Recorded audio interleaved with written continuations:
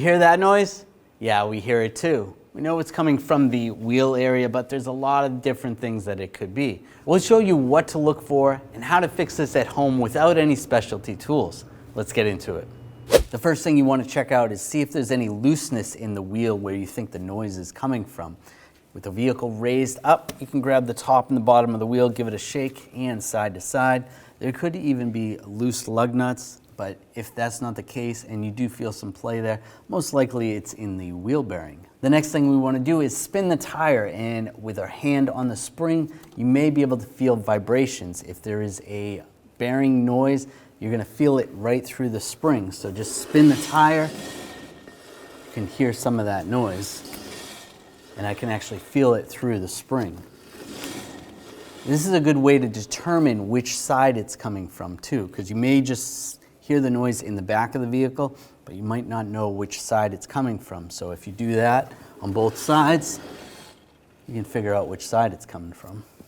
Something you don't want to overlook is the tire condition. They could give you a very similar symptom to a bad wheel bearing if they're severely chopped or worn unevenly. Normally when you have tires that are causing a noise, you're going to hear the louder noise at slower speeds, and at higher speeds it might be a little bit quieter. Whereas the wheel bearing, when they're howling or causing some noise, you hear the grinding noise louder at higher speeds. Looking at the tire up close, you can see this is an example of extremely chopped tires. These are going to cause some noise. To prevent your tires from chopping, it's a good idea to rotate your tires every oil change and also keep up on your alignments. Let's get the wheel off.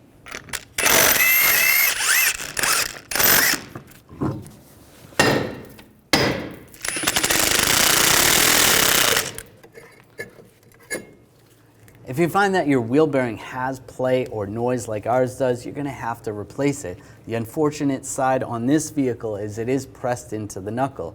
It's going to require specialty tools just to do the job. We notice while this is apart a little bit, we can see that the backing shield is actually rotted away.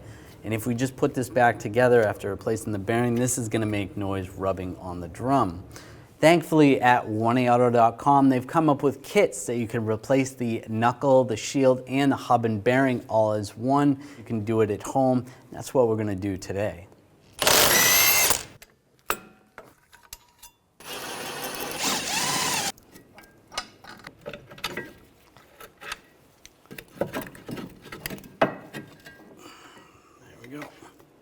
As you can see, this does not look great here, and if you were at the point where you were going to replace the bearing and the hub, you're going to have to use those special tools that not everyone has, and they are expensive. The other thing is the ABS sensor is stuck in this knuckle assembly, so you'd have to extract that. It's probably going to break, and then you're going to have to hone out the assembly so that the new sensor would fit.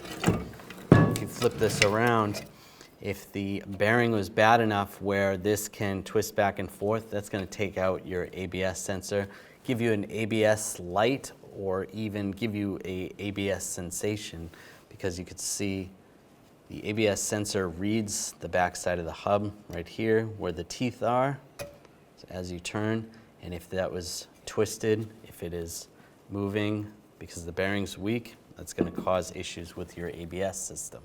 If you happen to have the specialty tools to replace just the bearing, there is the possibility that you don't line this up correctly and you end up messing up the new bearing. But we're not going to have to deal with any of these headaches. We got our kit from 1aauto.com, so we don't have to worry about the ABS not coming out, and it's got a new bushing as well, and the backing shield. Everything's going to go in nice and smooth. No specialty tools required. Let's get it in. When you're replacing a knuckle assembly, you want to raise and support the vehicle, pull the wheels off, then you're going to remove the brakes. If you have a caliper, you're going to take a couple caliper bolts out, and the rotor. For us, we have the drum. We're going to take the drum off and remove the brake shoes. Any parking brake cables you need to remove, any hoses going to a wheel cylinder, or even any hoses that are attached to the knuckle assembly, you want to remove those. The upper control arms, if you have them, disconnect the bolts, or if you have a strut like ours, you want to disconnect the two bolts holding the knuckle on. And then underneath the lower control arm bolts, take those out. and any axle nuts. Take those off as well. And then you should be able to pull the whole assembly off. When you go to reinstall it, the installation is going to be the same as removing. Here's our old Knuckle before replacing it.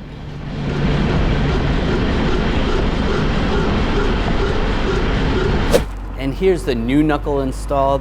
You can totally hear the difference, but you're definitely going to feel the difference.